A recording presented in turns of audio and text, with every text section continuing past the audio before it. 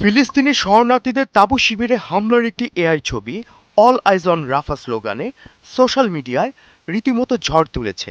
পোস্টটি বৃহস্পতিবার বিকেল পর্যন্ত প্রায় ৪৭ মিলিয়ন বার শেয়ার হয়েছে।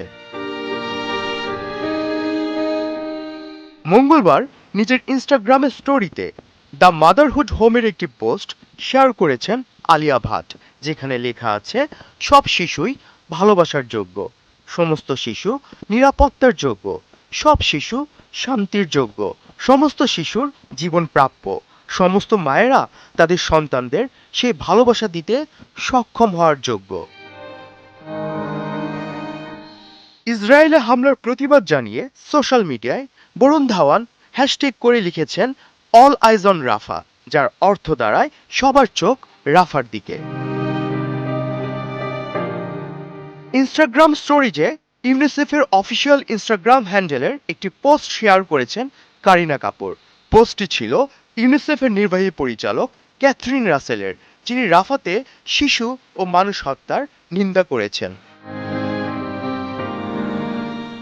ইউনিসেফের শুভেচ্ছা দূত প্রিয়াঙ্কা চোপড়াকে কখনোই ইসরায়েলের বিরুদ্ধে কথা বলতে দেখা যায়নি। এবার তিনিও এই গণহত্যার বিরুদ্ধে আওয়াজ তুলেছেন। সামাজিক যোগাযোগ মাধ্যমে এই আন্তর্জাতিক তারকা জানিয়েছেন নিন্দা।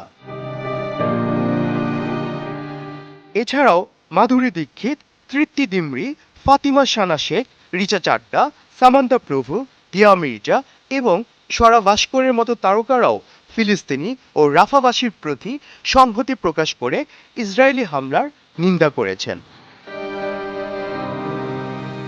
শুধু বলিউডেই নয়, এই ঘটনায় টনক নড়েছে টালিপাড়াতেও। রাফার ঘটনায় স্তব্ধ ওপার বাংলার অভিনেতা অর্ণ মুখোপাধ্যায়। তিনি জানিয়েছেন, এই ঘটনাগুলোই তার ভিতরটা পুড়ে যায়। এসব দেখে এক প্রকার অবশ হয়ে যাচ্ছেন তিনি।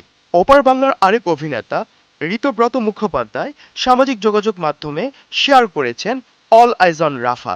তিনি জানান, প্যালেস্টাইনের দিকে বা ইউক্রেন রাশিয়ার যুদ্ধের দিকে তাকিয়ে বুঝতে পারছেন বিবর্তনের উল্টো দিকে এগোচ্ছেন। আফফান মিতুল, ৭১।